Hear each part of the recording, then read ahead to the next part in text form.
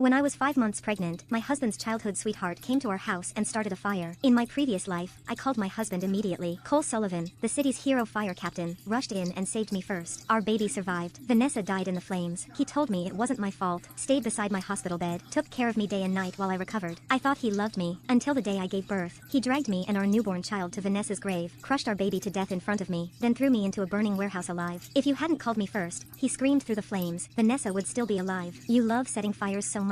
Then burn to death yourself. I woke up choking on smoke. The fire had started again. But this time, I didn't call my husband. I called 911. By the time the rescue team arrived, I watched Cole carry Vanessa out first, shielding her carefully in his arms while I lay trapped inside the burning house. Only after she was safe did another firefighter drag me outside. A collapsing wall decoration smashed directly into my pregnant stomach on the way out. Blood soaked my legs instantly. Still, nobody cared. Every oxygen mask and medical kit was being used on Vanessa. When I begged them to save my baby, one firefighter sneered at me. Stop acting. Everyone knows you started this fire because you're jealous of Vanessa. Even Cole looked disgusted. He crouched beside me, pressed hard against my bleeding stomach, and said coldly, "You really know how to put on a show." Then he walked away. Minutes later, I miscarried alone on the lawn. A neighbor, not my husband, was the one who carried me to the hospital. When I woke up, the doctor quietly told me the truth. The baby was gone, and because of the injuries, I would probably never get pregnant again. Oddly enough, I felt relieved. At least no innocent child would ever have a father like Cole Sullivan. Meanwhile, the internet exploded. Fire captain's wife starts fire out of jealousy. The headlines painted me as a lunatic. Cole personally stood beside Vanessa at the press conference and confirmed it publicly. He posted our marriage certificate online to prove I was his unstable wife. Overnight, I became the villain of the entire city. Death threats flooded my phone. Strangers mailed me funeral wreaths. Even the nurses whispered about how perfect Cole and Vanessa looked together. Not one person asked whether I was telling the truth. My neighbor had posted photos of me collapsed in a pool of blood in the comment sections. It sparked a massive public outcry. People were furious, questioning if the fire department only cared about putting out flames while turning a blind eye to a dying pregnant woman. If that is the case, they should just be called property savers, not a rescue squad. One top comment read, "But I no longer cared, because I finally understood something. Cole never loved me. I was simply the woman standing between him and Vanessa." The day I was discharged from the hospital, I sent him one final message. "Meet me at City Hall tomorrow. We're getting divorced." He immediately called back furious. "You finally stopped throwing your tantrum? If Vanessa hadn't begged me to protect you, I would have had you arrested already. And don't come crying to me when that child grows up without a father." I closed my eyes. He still didn't know. The baby was already dead. After hanging up, I calmly opened the hidden camera footage from the day of the fire. The video shows that it was the actual arsonist who doused my living room floor with gasoline, then lighting the match, and smiling directly at the camera.